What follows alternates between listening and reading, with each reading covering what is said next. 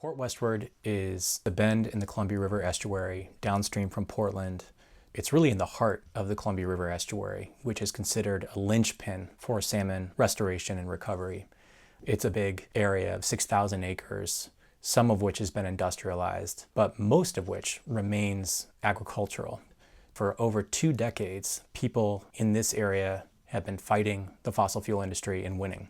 They've stood their ground against a liquefied natural gas terminal, multiple fracked gas pipelines, a methanol refinery, the expansion of oil train traffic through Columbia County, 2 coal terminals. We are out near the Port Westward development site, near where the proposed rail site is for next renewable fuels. What we're looking out over is an organic spearmint tea leaf field that I have.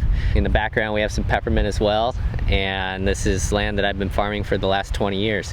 You have a select group who's very adamant that the only way to develop out here is 1920 smokestacks, but I think most of the rest of the people there, they don't believe that.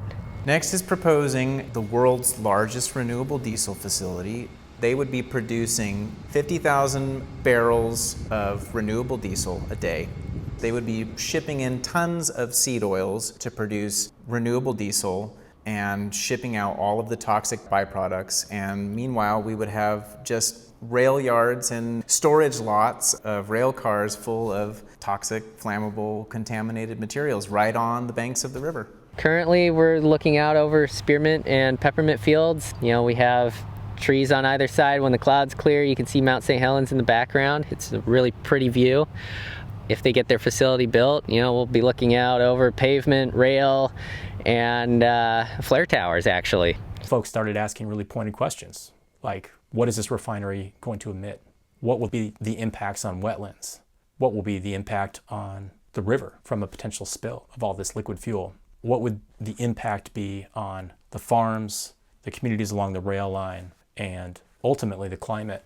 Would it end up displacing fossil diesel, or would it just add more diesel to the market? And all of these questions ultimately led the community to become very, very opposed to the project because they couldn't get straight answers, and Next Renewables LLC over and over misled the community about the purpose and the impact of the project. They don't even seem to know what they're going to build out here. I've heard everything from used cooking oil, where they've admitted they don't even have a collection structure for it. One walk at a time is how they're going to collect it. And then it became fish guts, and then it became animal tallow, and then it became, I think the latest was woody biomass. Renewable diesel will be the primary output. There will be some byproducts from that. I'm very concerned that this is going to end up as a disaster area. The people who are for this project are people who stand to financially benefit.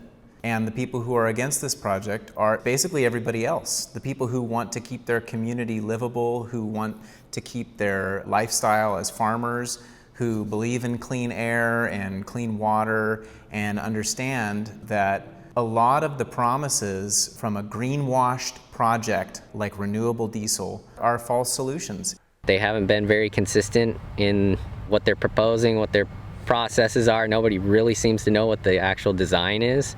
So safety is a huge concern.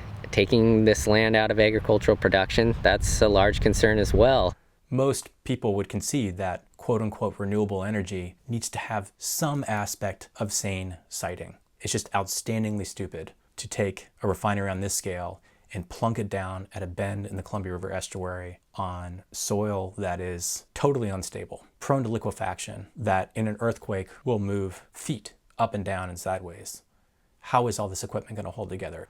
It's also not renewable if you're putting this huge fracked gas input into the fuel. Locking in 14.2 million cubic feet per day of fracked gas usage is a major problem for Oregon's climate goals and for the communities that experience that fracking.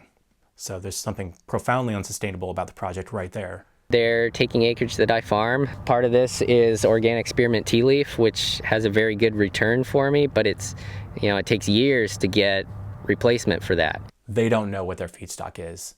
They don't know how it will arrive, but we know they intend for a good chunk of it to come by rail. That strongly suggests that you're going to be getting some type of purpose-grown crop coming from the middle of North America. So all of that fertilizer, all that water, training that material for hundreds of miles, it's very, very hard to imagine how you call this a renewable product.